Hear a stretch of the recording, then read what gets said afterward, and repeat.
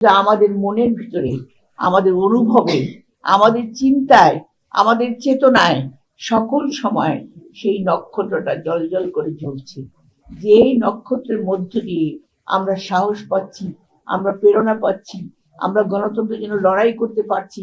আগামী দিনে যে বাংলাদেশ নির্বাচন আসছে, সেই নির্বাচনকে সুষ্ঠুভাবে পরিচালনা করার চেষ্টা করছি।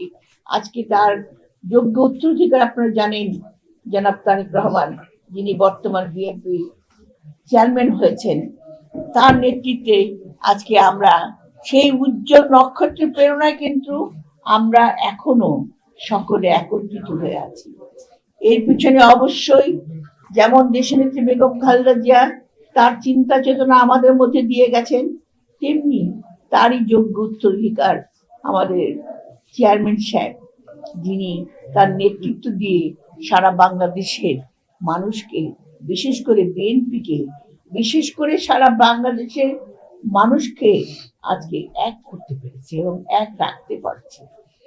এটা আমাদের একদিকে যেমন শোকাবহ জিনিস, কারণ আমরা খালেদা জিয়াকে মনে করতাম উনি আরো কিছুদিন বেঁচে থাকুক, অসুস্থ হলেও উনি বেঁচে থাকুক, উনি আমাদের আরো কিছু শক্তি যোগান, তবু উনি বেঁচে থাকুক। কিন্তু উনি চলে গেছেন।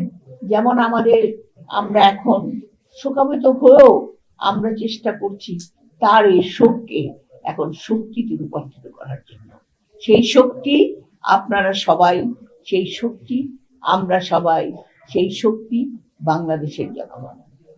আজকে যার জন্য আমরা আজকে এই দোয়া মাহফিলের আয়োজন করছি, যিনি আমাদের চোখের সামনে চলে গেলে মনের মধ্যে সারাক্ষণ যাকে আমরা অনুভব করছি, তার সম্বন্ধে কথা বলা এমন কোনো দিক নাই আপনি কথা বলে শেষ করতে পারবেন না। তিনি তার সারাটা জীবন তিনি সংগ্রামের মধ্য দিয়ে এবং বাংলাদেশের স্বাধীনতার পতাকাকে যেমন উনি উঁচু করে ধরে রেখেছেন, তেমনি বাংলাদেশের গণতন্ত্রের পতাকাকে তিনি উঁচু করে ধরে রেখেছেন এবং বিএনপিকে সংগঠিত করে রেখেছেন। এই যে নেত্রী, তার এই যে অবর্ণনীয় যে অত্যাচার নিপীড়ন তিনি যেটা ভোগ করেছেন, সেটা তার পাওনা ছিল না, কিন্তু তিনি তার যে দেশপ্রেম তাকে উদ্দীলিত করেছেন।